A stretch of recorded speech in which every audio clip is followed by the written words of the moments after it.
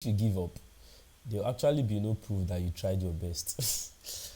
Alright, so guys, this is going to be day 10 of learning how to play 12 keys, and it's been amazing. Now we're on the key of A, right?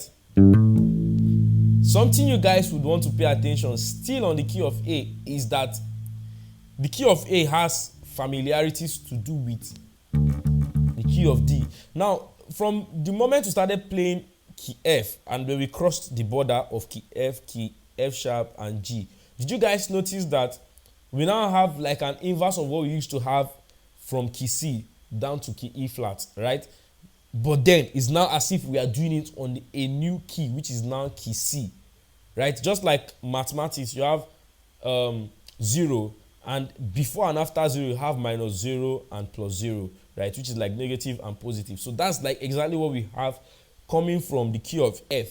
That was like the border where everything started changing in reverse and in favor of the 6th string. So if you are playing the 4th string bass and you take these lessons very seriously, I bet you when you come across the 6th string bass, it's not going to be new to you because you already have this knowledge, just that you're going to need to play with the consciousness of the extra C string that you have, okay?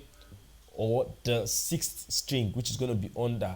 So now let's look at the note values we have on our A string, which is B flat on the 1st string, F on the 2nd string, C on the 3rd string, and then G on the 4th string. Now let's quickly take a look at the note value of what we have on our 3rd string. If you remember on the key of D, we had this same note value on the 2nd string, right? We have an open C on our A, which will have an open C again on the key of D, right? That makes it easy for you to understand that from that F down to whatever we have, they are now like a repetition, okay? Just that it's now doing as if we added an extra string under, right? So it's like from up, down, or down to up, whichever way you can understand. So we now have an open C string, right? So you can go ahead and play. So this gives you a different shape or feel or what you can do.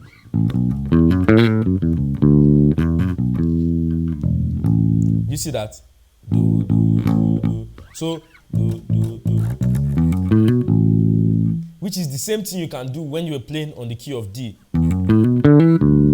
You see that? So you see the relationship between the key of D and the key of A, which is very, very important. So if you take note of the differences of what you have on the key of A and what you have on the key of C, I strongly encourage that you practice whatever you already know on the key of D, on the key of A, because you're going to still notice slight differences in applications and where you can actually put them. Let's take, for example,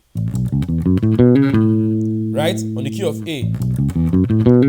If you want to apply the same thing on the key of D, you might have to play it somewhere here. Likewise, same way, if you want to play this thing on the key of G, you need to play it here on the key of C